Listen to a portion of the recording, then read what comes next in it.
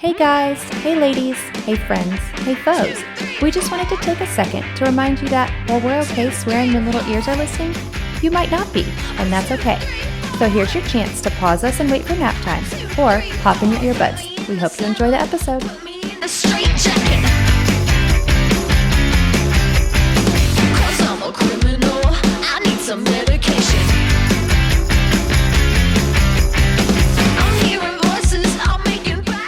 Welcome back to another episode of Done Playing by the Rules. I'm Jenna. Oh, I like that. And I'm Jenelle. I like that intro. Thanks. Try to mix it up dancey. A little. Okay, so let's talk about where we are in our lives. We're in the middle of all of our grief anniversaries. What did I send you the other day? They're called death anniversaries. Death anniversaries, we're calling them now to not get them confused with like marriage anniversaries or happy anniversaries. So let's talk death anniversaries. How are you feeling? Depends on the day. I think I'm okay, but Brandon probably has another take on that. Yeah, before we started recording, you did say you guys had a little fallout. So do you think it could be grief related? Yeah. Oh yeah, because I brought up Father's Day. Oh yeah. No. I know.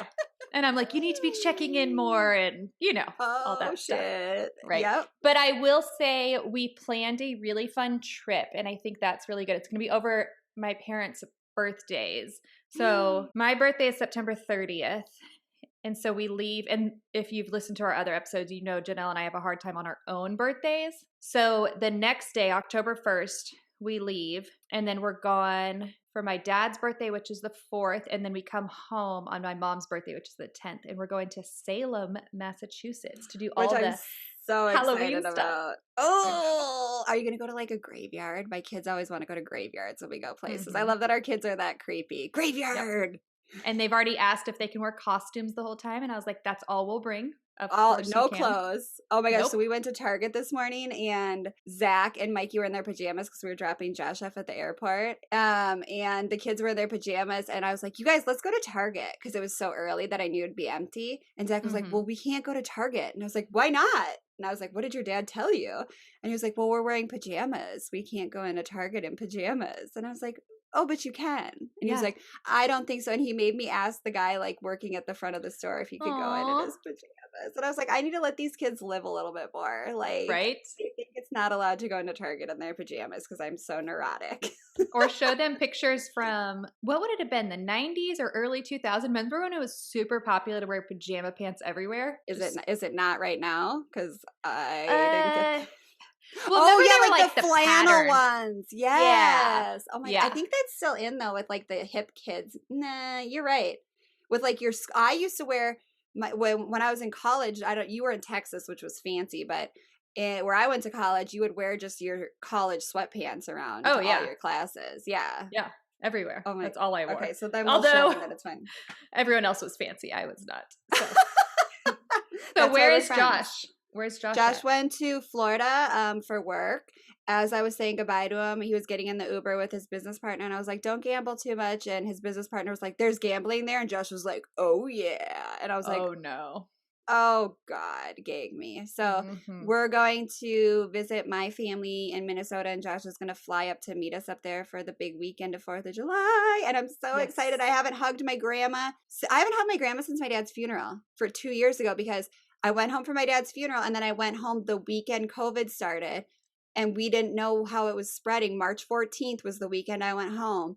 And I remember when you went home. I sat and I was like, kitchen. Are you sure you want to fly? I flew because I was like, I need to go home. I sat in the kitchen like 18 feet away from my grandma and just talked to her from the kitchen because she sits in this chair. So this will be the first time I've hugged my like 90, I think she just turned 94 and 95-year-old grandma. She's going to smell so good. She's going to smell like such a granny. I can't I know. Soak it in. Yeah. So we're making our big drive to Minneapolis from Chicago, and then Josh will meet us there. How far is that? 5.5 hours.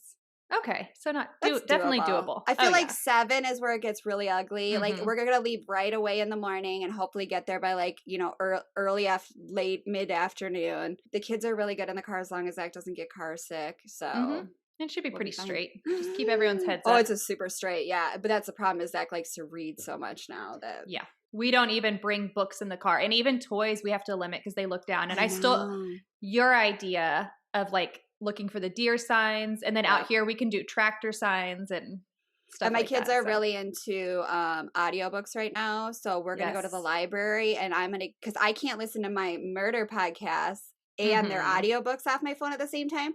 So I'm going to go rent them a couple audiobooks at the library that they can listen to on the car CD player while I listen to my murder podcast. I mean, my Done Playing by the Rules podcast on my headphones. I think you'll have time for a few. So what if I just listen to only us and I listen to no other podcasts? True fan. My favorite is when sometimes our podcast will come on and somebody in my family responds because they think I'm talking. And I'm like, oh, no. Or my kids will talk to you too. They'll be like, hi, Miss Jenna, because they think I'm talking to you on Marco Polo. Aw.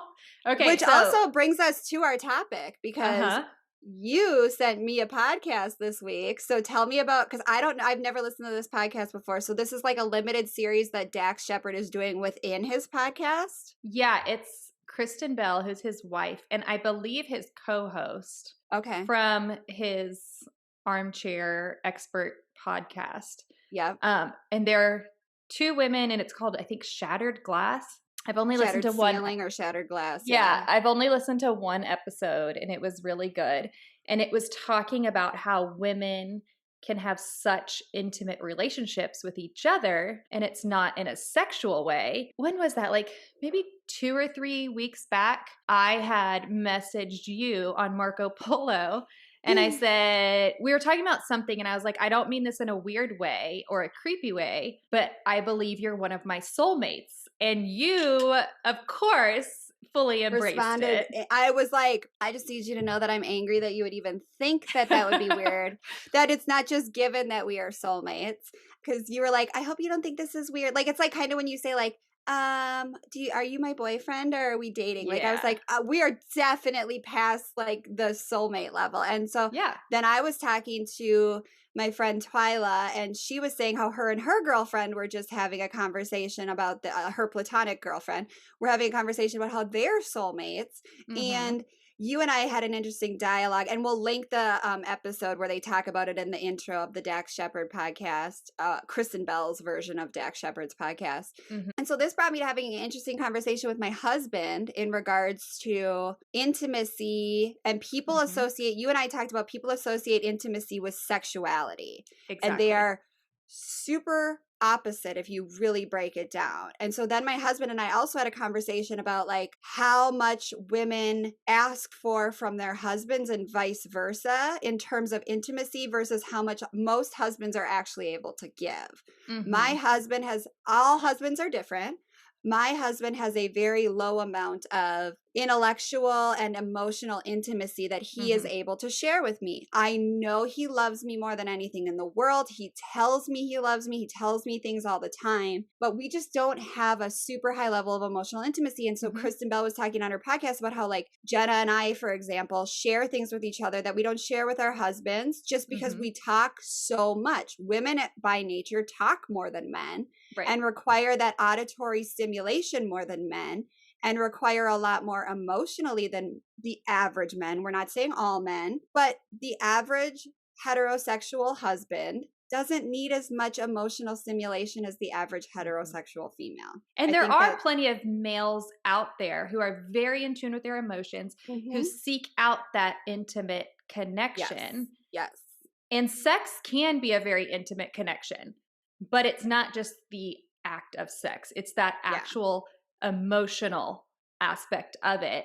I'm sure everyone listening has felt that connection with somebody, whether it's in a positive way, but soulmates can also be in a negative way. I thought that was so cool when we were researching this, because you and I love a dark side. That's probably why our kids like villains so much. I loved reading the dark side of soulmates.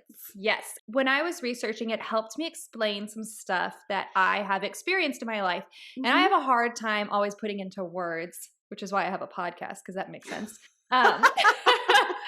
What exactly I've experienced. And so there's this whole theory on breaks in the matrix. So basically, not really a God aspect, and I'll probably butcher the hell out of this, but basically breaks in the matrix, fill me up. Yes. So basically like, and it kind of goes with like simulation theory. So almost like we're like Sims, like the game.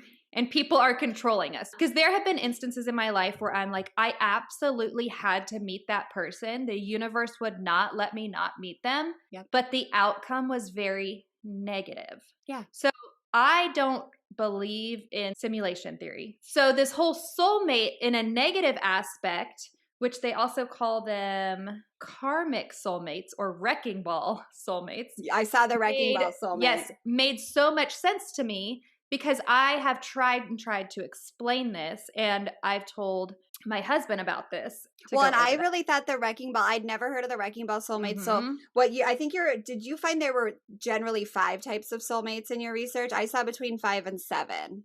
Yeah, it was kind of all over the board, and there were some that I was kind of like, I don't know, and I kind of went with like more broad categories. And but I thought the Wrecking Ball one was really interesting because I have a number of friends that are going through marriages breaking up or long-term relationships breaking up, and when you read about the Wrecking Ball Soulmate, and anybody who's been through a disastrous breakup, when you read about the Wrecking Ball Soulmate, it's often someone that is required in your life as a trial and a tribulation to tear you apart so that you can come back together as the form of yourself that you're more apt to need to be.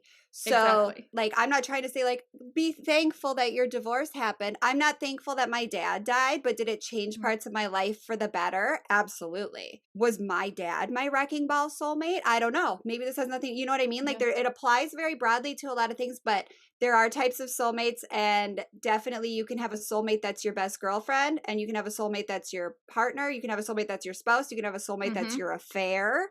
And you can have a soulmate that is an animal. Stop. Oh, and God, I have creepy right now. Yes. I love it. Finally, this podcast has morphed into our witch podcast we've been waiting for. Right?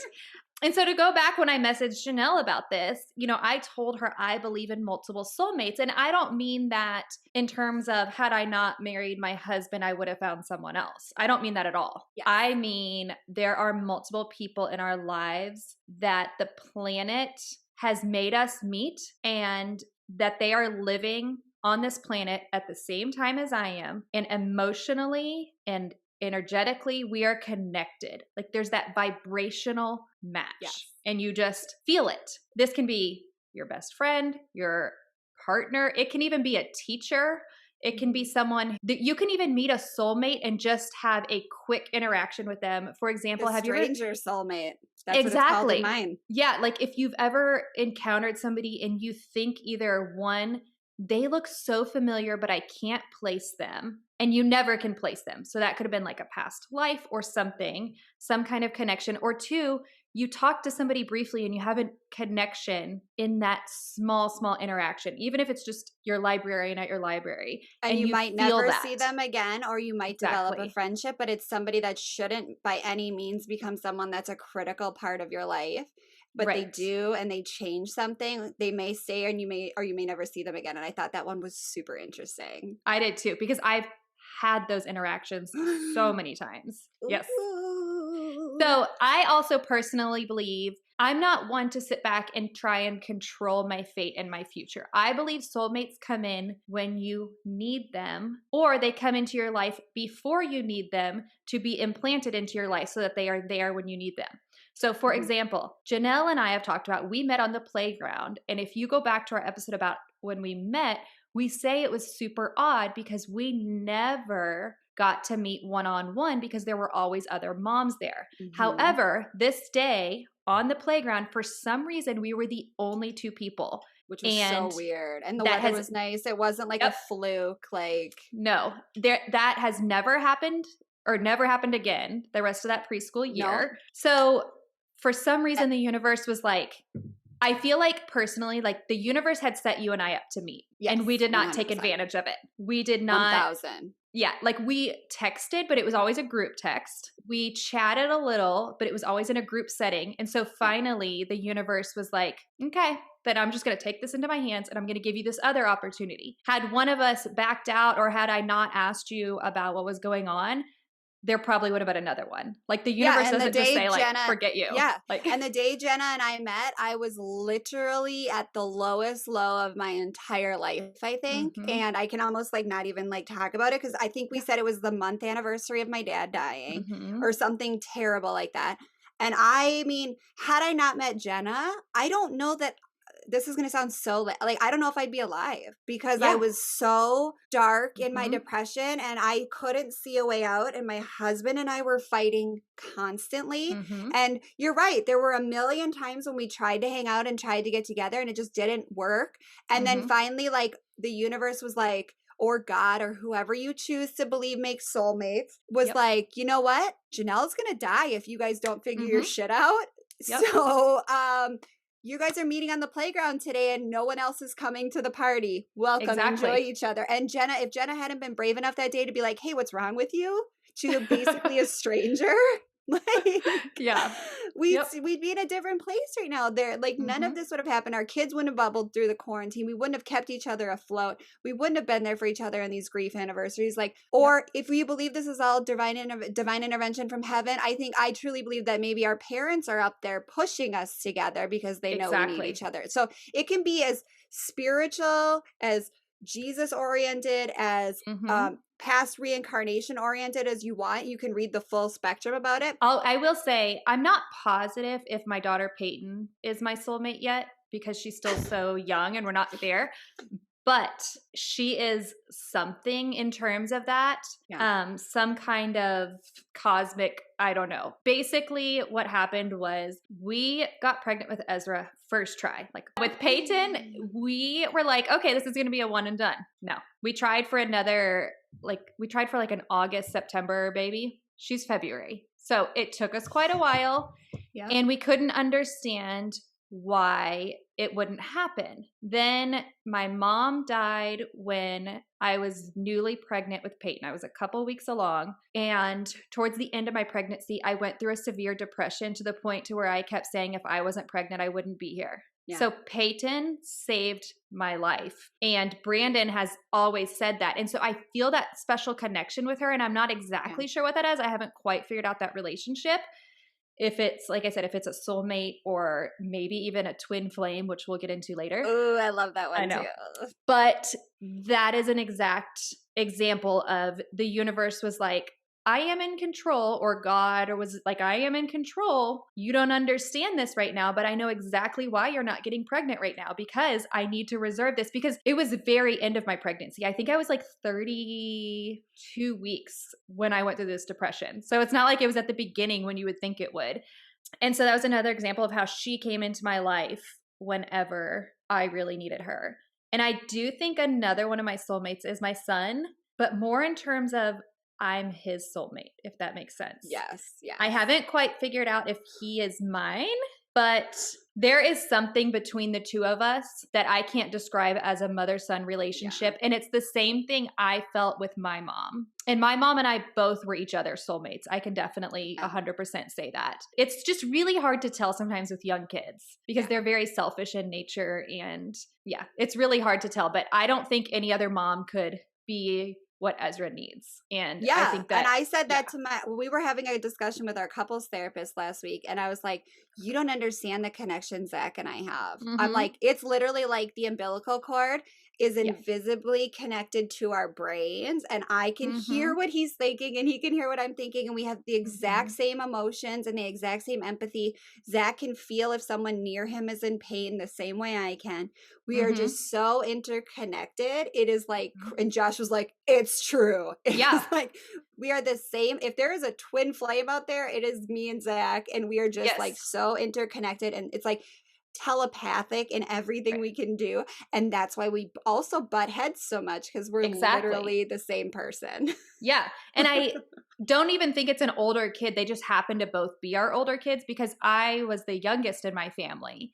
But when I even describe my relationship with my mom to therapists, they're like, I've never heard a relationship like that. And it's a really, in a positive, special way. So do you want me to get into the types?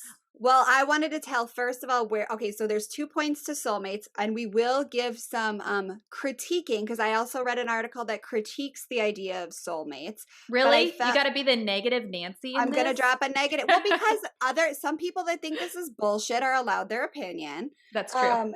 And it is saying the fallacy of soulmates. And it said, I'll just read what does that mean? What is Fallacy is like story? the fault in the theory, kind of. In addition to dating a potential spouse, so this is from The Fallacy of the Soulmate Part 1 by PhD Shauna Springer, and we can link it. In addition to dating a potential spouse for several years before marriage, well-educated people do not typically believe in the concept of a soulmate. And this goes on to state, and I can see where she's coming from in this. Jenna and I don't date for several years, but I mean... We're well educated, Jenna more so than me, but it does have a point in saying significant trauma. So if you fully blindly buy into soulmates, she talks about the fact that like how shocking it is that everyone's soulmate that lives in a 260 person town finds their soulmate in their high school. Yes. And also, if you fully buy into soulmates and you don't like look into it more, significant traumas can completely uproot a previously established sense and trust in someone and will often greatly change someone's personality. True story. So maybe Josh and I are soulmates, and Josh says this all the time. My dad died and a part of me died with him. So Josh's soulmate has significantly changed if I'm his soulmate. So yes, there are drawbacks to fully just saying like, this person's my soulmate. I blindly enter into this world with them. But that's with all marriage and all friendships. You can't blindly enter a world with someone and just assume it's always going to be status quo, because that's just not, there's always changing tides. And that's why a lot of these, which you'll read, as Jenna explains the soulmates, you'll see they're kind of circular. And I thought we should get that disclaimer out of the way that we're not telling you that you have to fully buy into this and things. There are reasons that soulmates don't work out and reasons you might miss a soulmate in your path. So the idea of soulmates, this comes from the article, The 5 Types of Soulmates and How Each Sends You DMs, which is very trivial, but I thought it was funny. It's really a cute article and I'll link it. But according to Greek mythology, humans were originally created with 4 arms, 4 legs, and a head with 2 faces. Fearing their power, but fearing their power, Zeus split them into 2 separate parts, condemning them to spend their lives in search of their other halves. Oh. Dun, dun, dun. Greek mythology has entered the chat. Yes, right? So tell me your types of soulmates that you found in your research. Well, first I want to ask you, so do you think Josh is one of your soulmates? Absolutely. However, he is not my all-encompassing soulmate. And he and I talked about that. Like, Josh and I have, and I think that's a big part of what Josh and I were talking about. He and I were discussing if we should record an episode about how much we lean on our partner for all of our needs and whether we should be outsourcing some of these needs. And I personally, after doing this research and reading more and more about this, I outsource a lot of my needs to my other soulmates. Josh is my rock, my person that will catch me every time I fall on the ground. But I outsource a lot of my emotional needs to you. I outsource a lot of my conundrums to my sister. I get a lot of my physical affection from my kids. And so I think there's another thing to be delved into here is like your soulmate can only cover so many bases.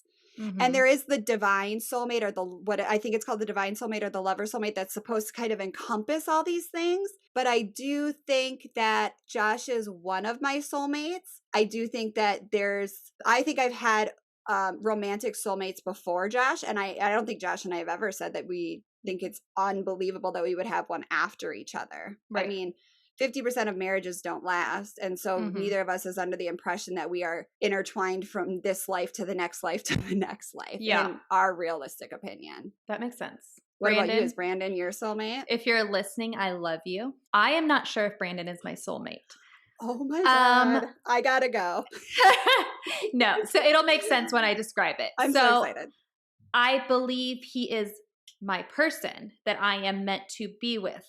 However, I think a lot of our struggles in our marriage are because we are not connected on that soul level. So we have a very hard time communicating and understanding each other and picking up on each other's vibrations. So when he's acting snippy, I pick up on that because I'm an empath and I'm like, what's wrong? What's wrong? What's wrong? A lot of times it's absolutely nothing. And he doesn't see how that impacts me. So we have a lot of conflict in our marriage, but it's not in a necessarily negative way. We have both grown a lot as people. I don't know if he is my soulmate. However, he is the person that I was supposed to marry and meet because of who he has been through all of my trials with my parents. I don't think I could have been married to anyone else. I don't think anyone else would have put up with me and what I went through. I don't think anyone else would have fought for me like he has. And even though we have been through some shit times, he is through and through the person I was meant to be with during those times. And I also think that is why the universe said, you're going to get married, you're going to get engaged after 3 months, and this is going to be a whirlwind, because shortly thereafter, my mom got diagnosed with cancer. Yeah. And that was her second battle, and she passed away from her third battle. However, during that second battle, I was working and all this stuff, and he was going up to the hospital and doing stuff for me. And I don't think any other husband would have done that. And any Josh other Borgstrom husband would have done it for you. Yeah, exactly. Other than Josh. Right. And I don't think the amount of selflessness that he displayed during all of that. We were even supposed to go to a wedding, one of my best friends, and his parents were still living in Texas. Brandon's parents were still living in Texas.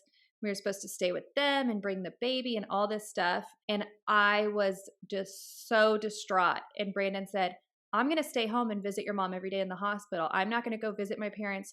You're going to go to Texas. I've got this. And he would just go and spend time with my mom in the hospital so that I felt okay going. And there was no even question or anything. And it's just, I don't know if he is my soulmate on terms of that vibration.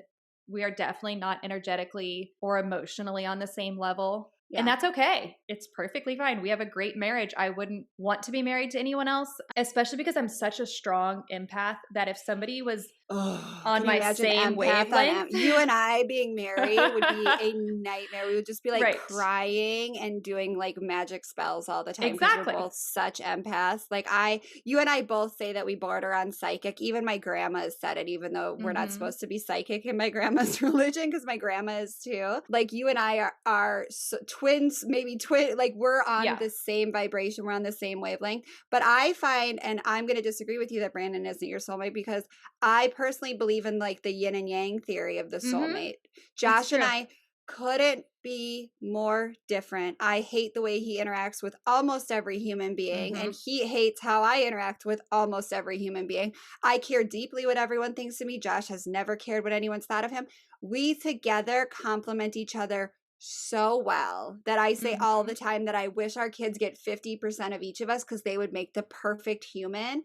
And that is what makes me think that. And I think if your kids got 50% of you and 50% of Brandon, they would be the perfect human. Yeah. Therefore, you may be soulmates against your will. Sorry. The end. That's true. I didn't think about the yin and yang part. I definitely can see soulmates a lot easier when we are on the same wavelength. For example, Jenelle and I can feel each other's energy from thousands of miles away. Without phone calls, without texting, I can tell what's going on. We send each other the same text at the same time, doing the same thing, the same. We literally send each other the same memes within 10 minutes of each other sometimes. It's like a random Titanic meme, and neither of us even likes Titanic. Like, it's otherworldly how connected our brains are. Yes. And they're from different accounts that we found them on. Yeah, but would you like that with your husband? I wouldn't like that with my husband. Ew. No.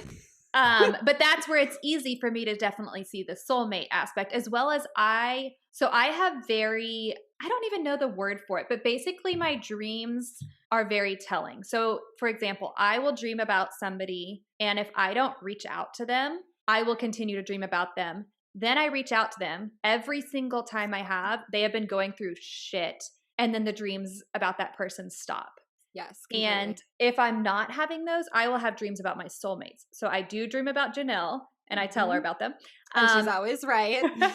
Yep. I dream about my mom, and there's a few other people I dream about, and some of them are from my past, and it's just like really far in my past, but it's always been that connection. I don't really dream about Brandon. I've dreamt about him like once or twice, and I don't dream about my dad. So it's interesting.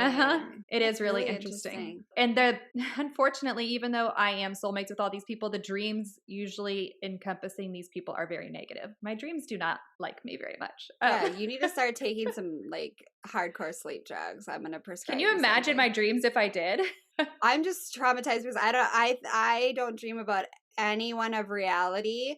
I have like romantic dreams about celebrities or my husband. It's 50-50. If we don't know if Jason Momoa is showing up that night or Josh Borgstrom. Those are the only dreams I remember. I know. You're welcome, Josh Borgstrom. What a compliment. Right? You're in the same category.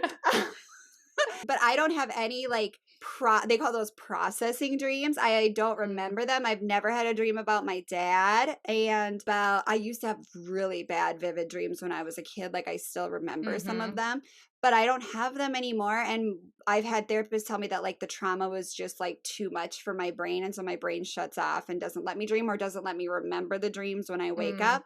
And my therapists have tried to get me to do dream journals before, and I always forget like within the second. I like feel the feelings as soon as I wake up, and by the time I like pee, it's gone. I want. Nice. We're gonna do. Can we do a dream episode where we just talk about Jenna's dreams and we should find a dream analyzer and have them come on and analyze your dreams. My dreams are so crazy that my mom got me like one of those dream books because I would have such crazy dreams. And they didn't quite make sense to me. But I have a lot of, is it prophecy dreams? What is it like when it's like fortune telling type dreams? I think that's what it'll called. Happen it'll happen the next day. But then sometimes it's unfortunate because I'll dream I did something. For example, I was talking to a friend, Katie, the other day, and I was like, I swear I texted you back and I can even remember the conversation. Oh my God, you dream No, it was all, it was all a dream. And it's weird because in the dream was like the conversation we had before. And so luckily she was totally cool about it. But this has actually happened to me before because I was trying to find a meme that I thought you sent me, and I went through all of but we communicate on 15 different channels. I noticed. Okay, I digress. Have you heard of Soulmates? Let's go back. Right. So I really only covered, I think 4 or 5. Okay. Because it's like one of those things, like you can go down the rabbit hole and get into as many soulmates as you want to find. Yep. And different types and everything. So soulmate in general, that relationship is life-changing. Yep. It is a long journey. You connect on a soul level versus not necessarily a physical sexual level. Yep. It's a journey with them, like I said, that lasts for a long time. And so it's not just a relationship that is very one level. It's an actual journey, has like beginning, middle, end, has peaks, has valleys, has all of that. Okay. You meet this person and right away you have a strong sense of comfort. Yep. And you feel like you can talk to them. You feel like you've already had some kind of relationship. So the conversation is very organic. It's very natural. It's not that, so tell me about your life. So do you like movies? No, it's just you get into deep conversations right away. As well as, which I really liked, they point out there's no jealousy over that person. And so that's a good point. So you want to learn about them and their life and you want to be on this journey with them, but you're not jealous over their journey, where they've been or where they're going. Interesting, because I have never, people are always like, how do you let your husband travel? How do you let your husband this? How come you don't ask him more questions? Don't you work?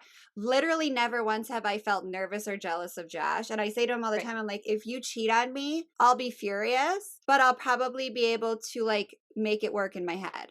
And I've never felt jealous of you either. And you have and when sometimes you text me and you're like, well, me and my friend, and I'm like, well, I wish I could be there. But like, exactly. I feel that's a joking way. Yeah, like I want to go to lunch with you and your friend. She sounds fun. It's more so like I want to be there with you because I love you and I would love all of your friends. I've never once been like, Jenna's hanging out with so-and-so and we all, like never once have I felt a tinge of jealousy towards you. No. And I will say that when you moved, I told Brandon an example of another example on the why you're my soulmate little notepad is because when Jenelle moved, she knew that she was taking away the one person I hung out with every day because of COVID. So she said, here's my friend, and she's not as safe as me, but she is very safe, and things are opening up. Now you're vaccinated, she's vaccinated, you guys are going to hang out. And she kept making that point instead of being a jealous friend and saying, oh, I'm not going to connect these two friends because they're my friends and I don't want to be replaced or whatever these jealous emotions are. She said, no, you guys need to hang out.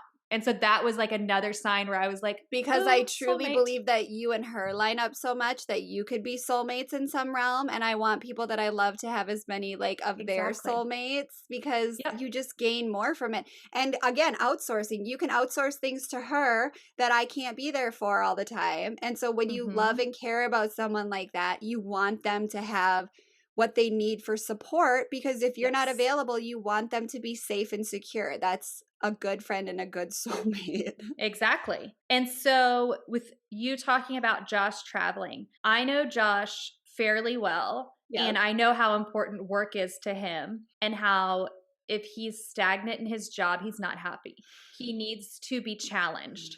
So that is another sign of a soulmate, is that you leave space for each other to grow in their lives. You're not holding each other back. You're pushing each other forward, as well as holding that space for that person. And the last one is you fight for the relationship. You don't just say, you know what? What's meant to be will happen. You fight tooth and nail for that relationship. So like you said, if Josh cheated, you know what? We could work on this, because you would fight for the relationship. I also don't think Josh would do that because he would fight for the relationship. But you also know, like, both of you have struggled. So you're in therapy. You're fighting for your relationship. Those are all signs of a soulmate. Yeah. And I say that to you too. When I didn't talk to you for like 16 hours the other day, I was like, I'm going to show up at your house, because I worry, because you have so many death anniversaries right now. I was like, something's wrong. I can feel it. But I'll text you and be like, either something's wrong or you're gardening. It's always one or the other. And I was like, if I don't hear from her by hour 20, I'm texting her husband. Exactly. Yeah. I need to know that my other half is okay and taken care of. And I think I just get emotionally, when I get emotionally charged, I get hyper, and I just get caught up in a million little projects. And that's not necessarily healthy at all. No, I love it though. Yeah. But I've been overwhelmed. I've had a lot of like doctor's appointments, and I think it was all just kind of like getting to me. So off of that, there's a kindred spirit. So this is the type of person you feel that immediate connection with. So a soulmate, you might not necessarily feel that immediate connection, but you feel that comfortable connection.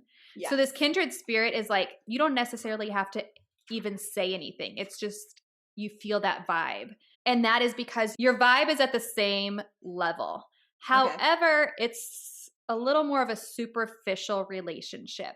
You're not necessarily getting into these deep conversations.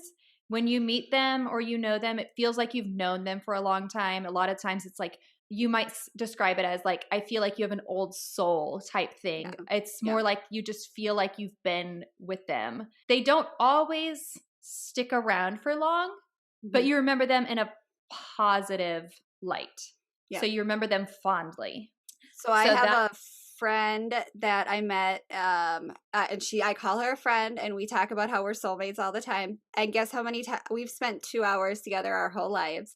We were in Milwaukee, or we were in Green Bay, and both of our flights got delayed, and our kids hung out in the airport. It was me and her 3 boys and my 1 boy, and I might have been pregnant at the time. And we totally hit it off. Her name is Heather. She lives in California now. We talk all the time. I don't even know anything about her life. I don't know where her kids go to school. I know her husband's name, but we constantly message back and forth and like check in on each other and like plan to actually like go on a trip together someday, but we've spent a cumulative of 2 hours face to face. Right.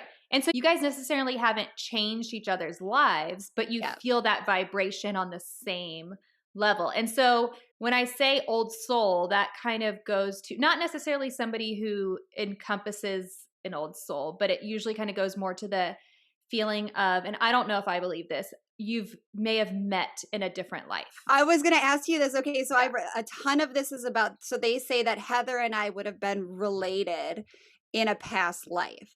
Right. I don't know that I believe in past lives. And Right. I don't know if that is because of my Catholic upbringing that is so taboo, or I don't believe it, but I don't not believe it, if that makes Mm-hmm. sense. Like, I That does don't make sense. disbelieve in past lives, but I don't necessarily like fully buy into it. So they talk a ton Mm-hmm. about those people where your cousins or your sister in your past life, because you instantly have familiarity with them, even if you just saw them Mm-hmm. for a minute in a gas station. You knew Right. them on a subconscious level. And all Mm-hmm. believers in past lives say that was someone you were in a family with in a past life. Yeah, and that's a good point because it's not a negative reaction.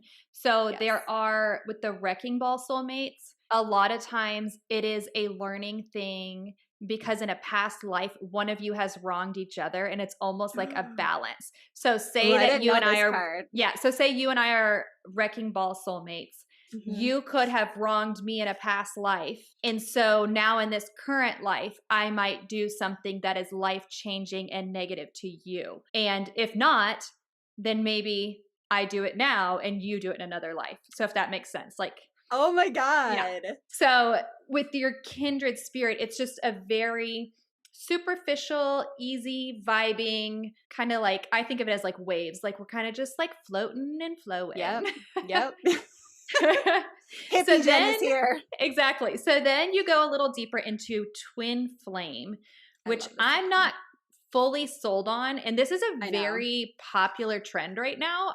Which I didn't know either. I'd never yeah. heard of it. And every article is like, you've heard of the twin flame. And I was like, actually, I haven't. And I consider myself a part-time witch. So do go Right? on. So it is a very intense connection. And the reason for that is you have one soul in this universe, wherever it is that you believe in. And when you came down to earth, you were split in two. Now, here's where it gets a little, I think, the popularity. Freaky deaky. No, it's like the popularity has kind of like blown it out of proportion. Okay. Because if you truly look into a twin flame, finding your other half of that flame. So basically, it's like if I had a twin flame, I might be very creative, and my twin flame might be more of the logistical, scientific brain. And so it's like the two, we're opposite, but we have an intense connection, kind of like a mirror energy type thing. Yeah. One might be positive and the other half is negative. So you're completely opposite on certain parts, but then you have the same energy. To find that person is extraordinarily rare. So I think when people have caught on to this whole twin flame thing, I think they have taken it as a surface level, we vibe, and it might be more of a kindred spirit or a soulmate connection and not necessarily a twin flame, because actually finding that other half is very rare, especially because you don't always exist on the planet at the same time. Yes, that's the other problem. And so the articles I was reading was saying like Yoko Ono and John Lennon, Johnny Cash and June Carter Cash, like these types of people that there's 2 in 8 billion people, they somehow exist and are age appropriate for mating or friendship. Like my twin flame could be 2 and I'm 60. Like exactly. For you guys to be at the same time in the same place and the same continent in 8 billion. So your chances are 2 in 8 billion, but it happens. Yeah. And with a twin flame, the relationship before and after is measurable. So you would kind of like before Christ, after Christ, how they talk about that. It would be like before my twin flame, after, and the life that you have before and after is dramatically and measurably different. Yes. The relationship is not necessarily easy because you are so different. You both evolve, and it's almost like all consuming, not necessarily in a healthy way. Like you're in your own little universe. Yeah. You have that mind reading, and it's kind of like that obsession. It's not always a healthy relationship. Yoko and John, honey. Yoko and John. And so I thought that one was really interesting because I think people describe friendships as twin flames, but they don't see the negative part of it. Like right when you meet them, you feel whole. Like you feel dramatically different. Not a connection. You feel whole, and you've been feeling like you've lived your life without a certain thing Yeah. And I can't necessarily say I've ever experienced I don't think I that. have, and I don't think I ever will, and I don't know that I want to because it sounds really scary and really intense, and I feel like I couldn't even take a nap if that person was around. No, and the intensity, and they said when you're apart, after you've met this person, the intensity of being obsessed over each other is unbearable. And I'm just like, not into it. Yep. And they said there are a few twin flame relationships that have really worked, but it's not common for them to work. It wouldn't work for me. I need less intensity. Exactly. Okay, so the last one I kind of want to talk about, unless you want to throw any in, is my favorite because it was eye-opening to me. It's the karmic / wrecking ball, which I love this one. Tell me about it. And I'm just going to refer to it as Wrecking Ball Soulmates, but if you're looking it up, it's also called Karmic Soulmates because I just really love Wrecking Ball. So I do too. I love when things get ruined and then put back together. Exactly. And it just describes a lot. So it's a relationship meant to facilitate the lessons we need to learn. There are signs, I believe 15. Yes. And I will kind of go through them quickly. These are the signs to look for to see if this is a wrecking ball soulmate relationship.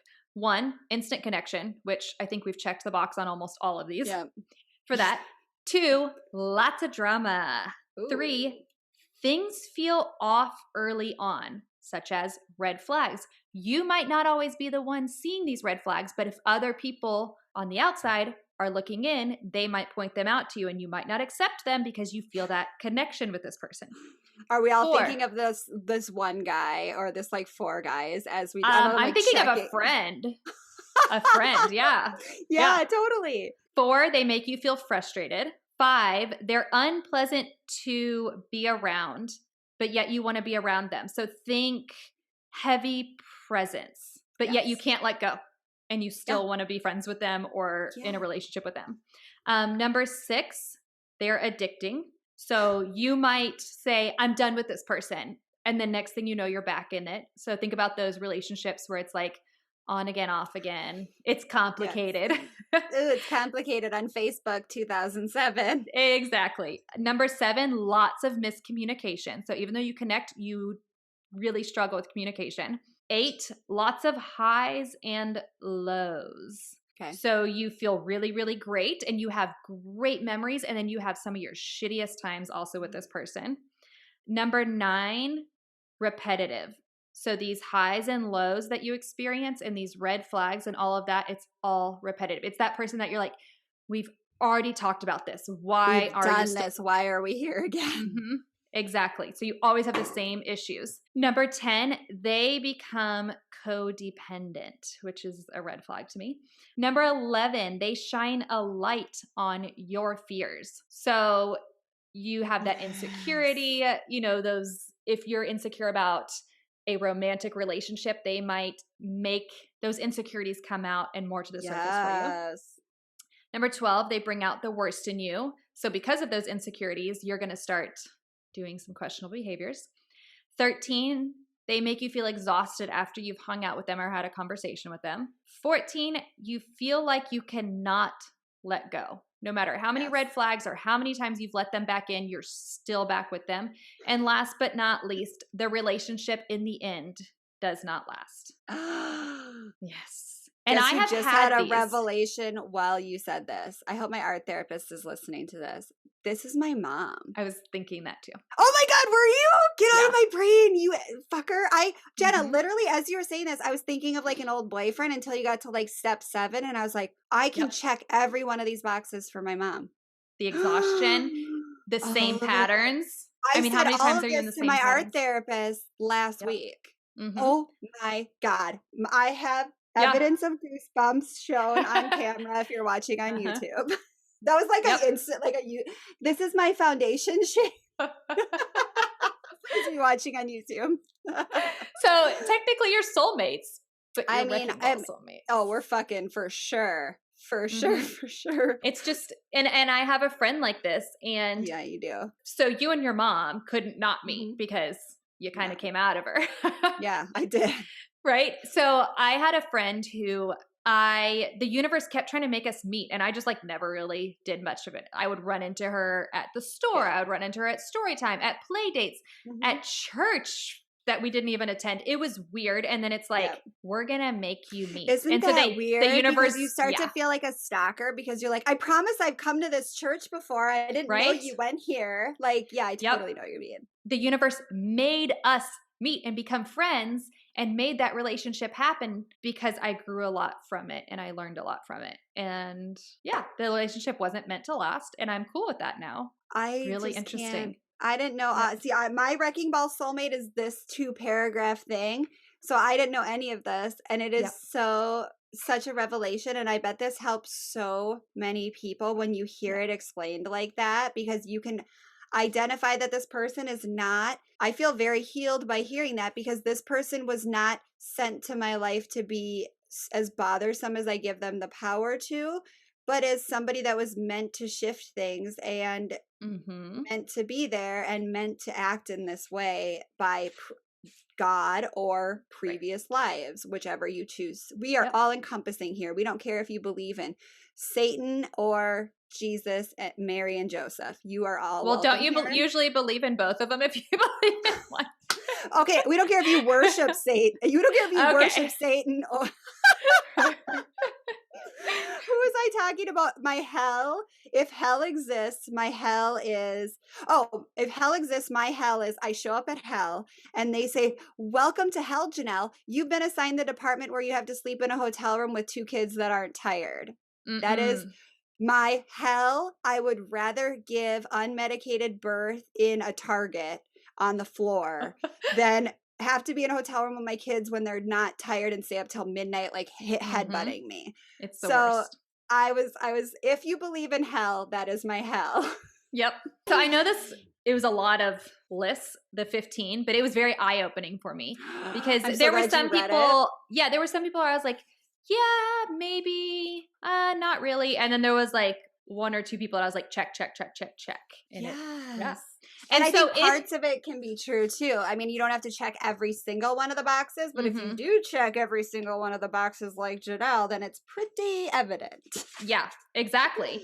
And so with these relationships, since they're not necessarily made to last, however, they might still be in your life, that person, and that's perfectly fine. It's not saying like they completely leave your life, like they die or move or whatever, but you just have to know that this is this type of relationship and you have to protect your own energy around them. Yes, that's exactly what my art therapist said regarding my mom last week. She was like, I don't think that cutting your mom off is necessarily the path to happiness for you, but being able to control and protect yourself and the conversation is something that I hope and strive for with you. And I was like, I have no idea how that's possible, but my art therapist clearly recognizes that like there is some reason that this is in my life and it's not something to cut out, but I have to learn to control it because it can't just be left to spiral however it wants. So now you need to ask her if she believes in soulmates, which I think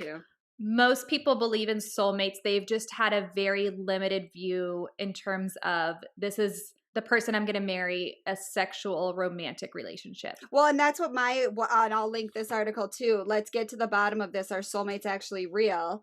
If you are constantly on the search for the one, quote unquote, you may not be fully present. So I think people define soulmate as the one. And I think giving power to quote unquote the one is very foolish and archaic. I personally come from a place, I used to read in my psychology class this book about like how monogamy is not how human beings are meant to be. We're not meant to be paired with one person and matched with one person and married to one person for our whole life. That's not how we were designed in the caves. And so we've just like kind of put this on ourselves in the last 100 or 200 years for safety and taxes. But I believe fucking taxes, health insurance, give me that good health insurance. Right. But I said to Josh, I was like, I was never planning to get married unless I was going to have kids because I need health insurance. But I think that when you give a bunch of power to quote unquote the one, you're really setting yourself up for either unhappiness. You may be successful You may have a long, successful, quote unquote, marriage. But if you put all your energy into the one person that you marry or partner with in your life, you are not only putting too much pressure on them and too much pressure on that relationship, which results in a pressure cooker of nobody can keep up. You're also missing out on all these side soulmate and side intimate. And I'm going to normalize saying, Jenna and I have an intimate relationship. We do. It is completely non-sexual and platonic. And it is intimate as my marriage is. Yep. And Jenna probably knows things my husband doesn't even know. Yeah. Jenna probably knows things. I mean, I think my sister knows as much, if not more than Jenna, but like there's 4 or 5 women in my life that know more about me than my husband. And it's not because I keep secrets from my husband. My husband knows every bit of my history and every partner and everything that he wants to know. Sometimes he's like, stop, I'm not your girlfriend, stop. But I think that if we can move away from the one and start moving out towards the 5, I think that we have such a more fulfilled, happy, tranquil life. Yeah. And can we start normalizing this for men as well? Ooh, because if you think Jenna's really going to go there now.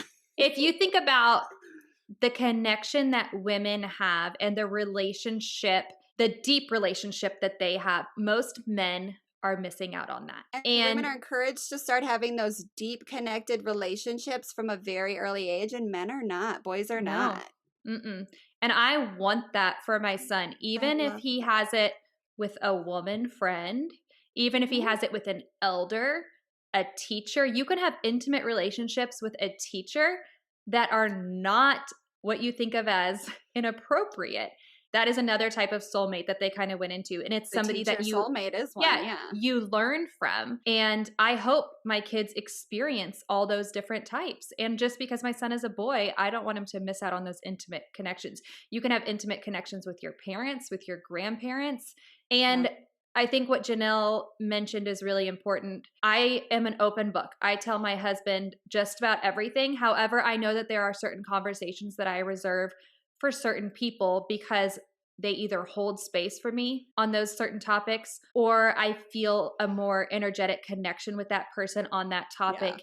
And they can relate to that versus when I try and talk to my husband and he gives me blanket answers or doesn't fully understand what I'm saying, it's going to be a frustrating conversation. And so there's been times where he's like, why didn't you tell me that? And I'm like, I just didn't think to talk to you about it. And he's like, okay, cool.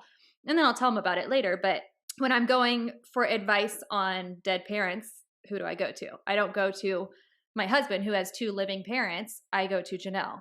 And I think that that's like a really important thing to realize with soulmates too, especially if you have one of these wrecking ball soulmates in your life currently. You might feel that connection and feel like you need to go to them because you are basically somewhat addicted to them or they're addicted to you. But just step back and say, like, is this the best person to talk to about this?